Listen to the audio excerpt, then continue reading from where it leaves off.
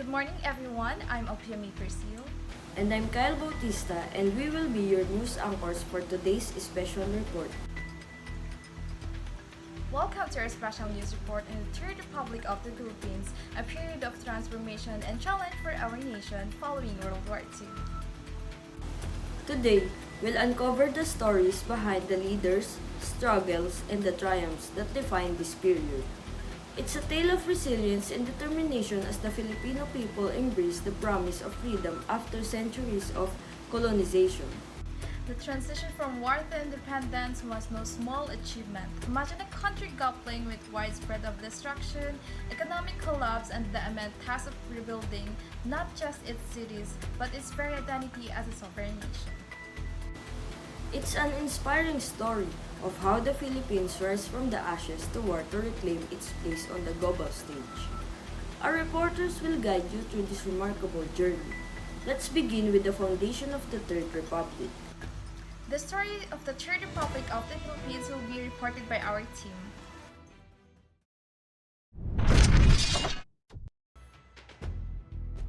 The Third Republic of the Philippines was born out of the ashes of World War II. After years of brutal Japanese occupation, the Philippines was liberated by American and Filipino forces in 1945, but the country was left in devastation. Independence, long promised by the United States, was finally achieved on July 4, 1946, with the establishment of the Third Republic. The inauguration of President Manuel Rojas as the first leader of the Third Republic was a monumental moment. It wasn't just a political event, it was a symbolic declaration that the Philippines has finally taken over of its destiny. Exactly. But with the independence came immense responsibilities. President Rojas faced the dual challenge of rebuilding a nation ravaged by war and addressing the expectations of the Filipino people. On this holistic day, President Sergio Osmeña, who led the Philippine Commonwealth during the war, passed the mantle of leadership to President Manuel Rojas. The first president of the independent Third Republic, this event marked the official end of American colonial rule and the beginning of a new era for the Filipino people. Manuel Rojas, as the first president of the Third Republic, faced the monumental task of rebuilding a nation ravaged by war. Challenges were immense, poverty was widespread, the economy had collapsed, and infrastructure lay in ruins. The Philippine government embarked on ambitious reconstruction effort, financial assistance from the United States through the Belt Trade Act and the Philippine Rehabilitation Act provided critical funding. These measures led to significant improvements in infrastructure, education, and the establishment of new industries, laying the foundation for recovery.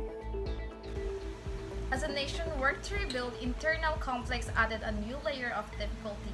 The Hukbalahap insurgency was one of the most significant challenges. The years after independence were marked by internal conflict.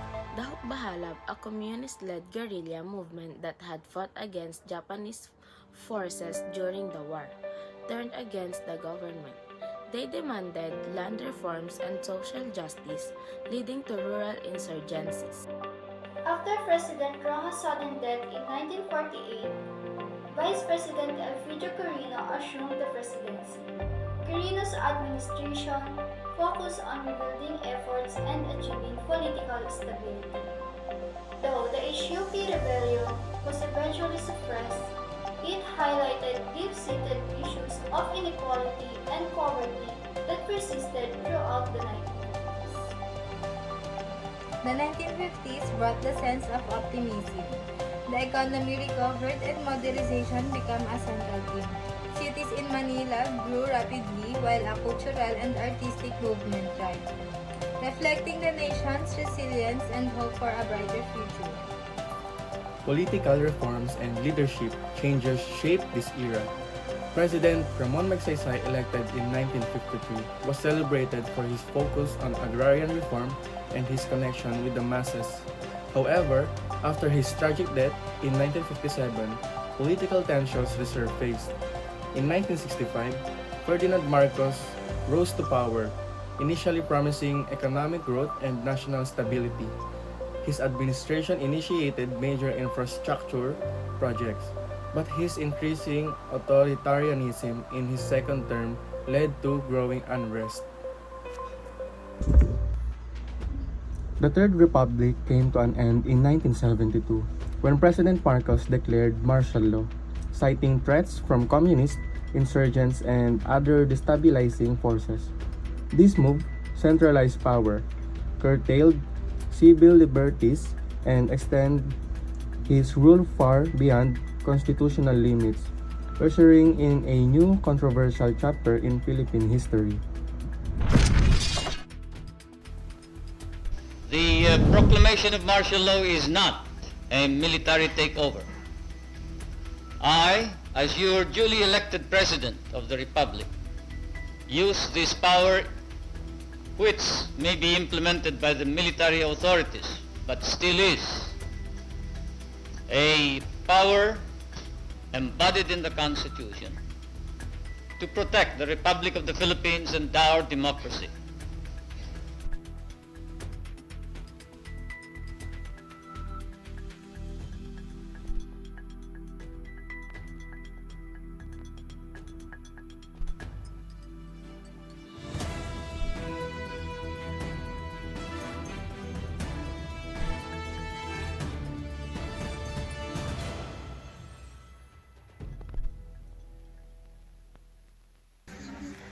Although the Third Republic ended with the imposition of martial law, its legacy remains a pivotal part of Philippine history. It was a time of resilient growth and lesson learned, shaping the country's path toward democracy and development. And that concludes our special report on the Third Republic of the Philippines, a pivotal era that shaped political, social, and economical trajectory of our nation. Thank you for joining us. Again, this is Kyle Bautista, and we'll be back after the break with more news.